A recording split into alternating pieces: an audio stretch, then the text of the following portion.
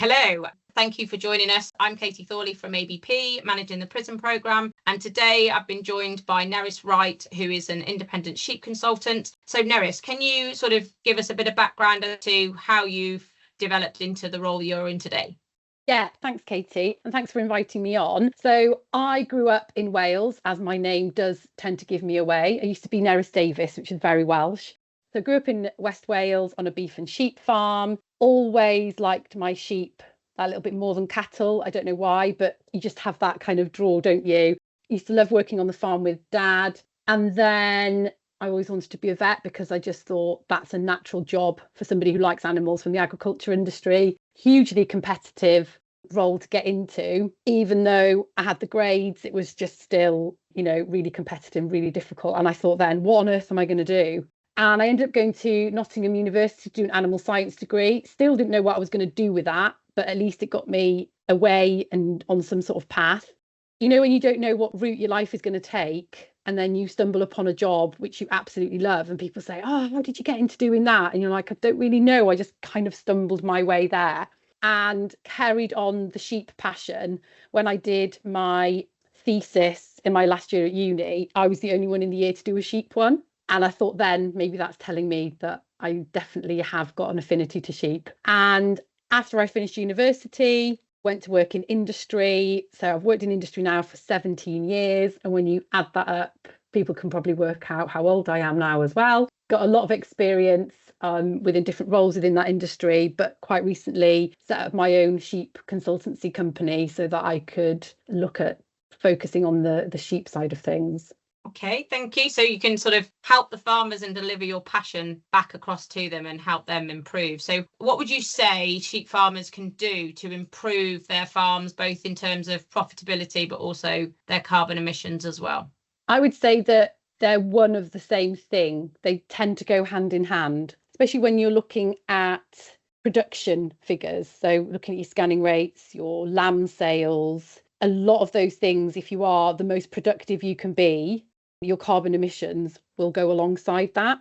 Then you'll get to a particular point where you'll have to spend money to keep your emissions down. So then there'll become sort of a bit of a balance there. But in terms of profitability, I think it's quite, not corny, but, a lot of people say it, but it's about knowing what your business is. Having just set up my own business, it is more obvious than ever, to know what's coming in, what your costs are going out, and just trying to plan. Things happen, things that we don't know, that we can't plan for. But if we know how it's diverted us off what we were expecting, then we can limit that impact. So yeah, it's about knowing what your business performance is currently at, what it's capable of as well. Where are the tweaks? Are they massive tweaks that you want to make, or are they quite small ones? And then go from there. Are you saying the start point is knowing your data and knowing your figures of where you are or what you're currently performing, how you're currently performing within your business? Yeah, and it doesn't sit comfortably with a lot of farmers because farmers want to farm. A lot of reasons why farmers farm is because they enjoy being outdoors, they enjoy working with livestock, they enjoy the practical side of it. And my dad always says he's not a businessman, he's a farmer. And I say to him, well, you kind of have to be both these days. They go hand in hand. And if it's not the area of work that people particularly like or feel comfortable in, where it's possible, pardon the word, but farm it out. Try and get somebody else in to do that bit of work for you. If you hate the office work, then I would be saying it can still be done for your business, even if it's not by you. So yeah, I think data is hugely important. And what would you say every farmer should be collecting? And can you collect too much?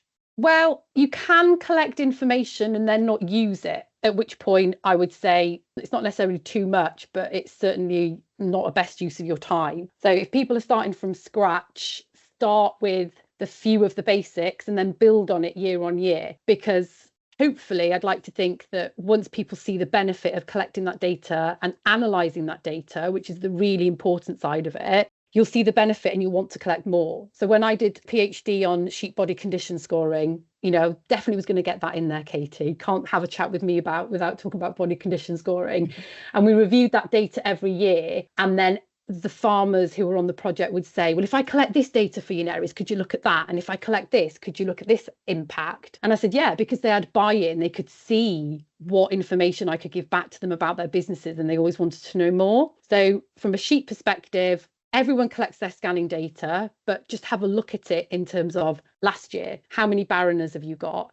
And perhaps have a look at the younger ewe. So if you're tupping ewe lambs or shearlings, how different are those figures? Are you seeing high in barren rates in your shearlings compared to the rest of the flock? Are they ones that were also barren as ewe lambs? They've now had 2 goes. Should they still be there? So scanning data sounds a really basic one, but you can get so much information out of that. And everyone has that bit of paper from the scanner at the end of the day. So that would be a very simple one. And then the next thing I would look at is, how are you going to collect that data? How can you make it as easy for yourself as you can? Because the output of that is having to analyze it. So if you're going to be writing it down with a piece of paper and a clipboard and a pen, that's fine. But how are you going to analyze it? And the same with your software program. If it just goes into the software program, but you never run any graphs or not stats, but graphs or figures, looking at your averages and your ranges of that information, and why are you gathering it? So gather what you know you can look at, and hopefully that will build over time. So after you're scanning, another one I'm quite keen on is your lamb 8-week weights. And that came out of the PhD that I did. So by 8 weeks, you can see pretty much how that lamb is going to perform for its lifetime. So if it's one that is light and is struggling at 8 weeks, we were able to follow those through in the project and find they're the ones that are still left the following February, March, which you're having to really put some feed into to get them ready and finished before your next lambing, usually. So 8-week weights is a really good place to start. Be great to do some weaning weights as well. That would be another good one to do. I could go on forever, but I would say they would perhaps be the 3 places to start. And with your clients being, the finishing side of things, I think it would be a really good area of work for people to look at, those lamb weights. Okay, thank you. And I guess doing those measurements doesn't cost a lot of money either, as long as they've got the kit that measures it for them and that talks to each other. Yes, and that would be the biggest outlay, is buying the kit. But then it becomes a case of, if you've got the kit, get it talking to each other, get it working as well as you can, and then data collection will become easy. So it'll become quicker. So you're going to do more of it. So it becomes the chicken or the egg. You could spend thousands on kit, but if you don't use it, then it's a waste of money. I've seen on some farms, they haven't gone and bought all the fancy kit. They've just adapted what they've currently got. So that's another thing that you can do. It doesn't have to be spending £5,000-6,000 on the top of the range. It's about working out what you've got on your farm already, what do you need to complement that, and then having a go. And I think there's various DEFRA grants as well that can help with the technology side of things, isn't there? So that should also make things a lot easier. And do you think people should make sort of one tweak at a time, or a couple of things at a time, or just, if they've got lots of changes, should they go the whole hog and make lots of changes? The important thing with any change is knowing if it's working or not, and if it's having that benefit that you would like it to do. And so there is that risk, if you do too many changes, which one has resulted in that improvement or difference. I'm not necessarily a risk adverse person, but I wouldn't be encouraging too many changes at any one go, because that would be quite difficult. And as I've already said, you start with one and can see the benefit, then over time you can make more changes. But the change can be as big or small as you like. It can be a breed change. There's quite a few people now that I'm talking to changing their breed, going into easy care, wool shedding, got a lot thinking of going outdoor lambing instead of indoor lambing, going closed flock instead of open flock. Those are quite big changes. So I wouldn't want to be doing anything else on top of that, because that in itself is a big enough change. And with it will be a bit, if you've lambed indoors all your life and then you're going outdoor lambing, that is a massive change for that business. No, indeed. And if someone was struggling with their growth rates, what key points do you think they would want to be looking at? First one would always be nutrition. What's in front of them? Have they got enough feed? If they're not weaned yet, are they competing with their mums? Those sorts of things. But you don't have to be talking to me very long before I say the word parasites. And I would be very quickly looking at that side of things. I'm a farm SQP, and I've done a lot of parasite work over the last sort of 11, 12 years. And if you can eliminate that the nutrition in front of them is not affecting their daily live weight gain, then my next one would always be, right, let's look at your worm control. I think we do have a tendency in this industry to go nutrition, trace elements. I'm not saying trace elements aren't a problem, but usually it becomes that it's a trace element problem as a result of worm or parasite issues. So that's actually a secondary problem. Fix your worm control or get on top of that, and some of your trace element issues will fix themselves. So I would go nutrition, parasites, trace elements. And parasites is a massive topic. You can have me talking about that for hours on its own, Katie. So parasites one is the big one, but it's so important. And if people take away just one thing from today, Nerys, what would you say the one key thing they should take away or go and look at?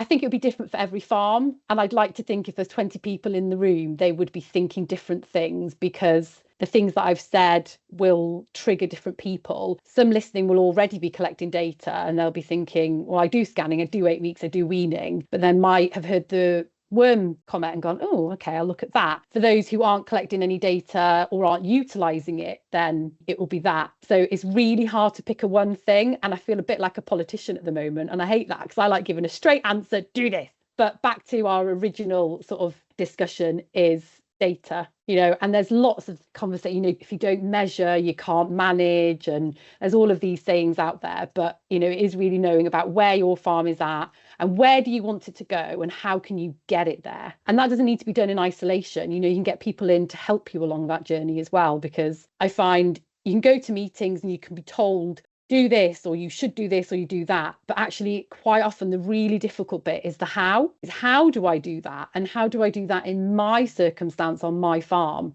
So you're not going to get one word answer out of me there, Katie, I'm afraid. That's okay. No, thank you, Nerys, for sharing your thoughts with us today. As you say, and as we found out with PRISM and the carbon footprinting, every farm is unique, every farm is different, and what they need to do is very different. So it is a case of looking at your own farm, looking at your own system and making the tweaks to suit yourself. So thank you very much, Nerys, for your time. And I hope everybody has got at least one thing that they want to go and look at on their farm. As Nerys said, it's probably not a good idea to look at too many things at once. Yeah, hope you've all got something out of today to go back and look at on your sheep farm. Thank you very much, Nerys. Thank you.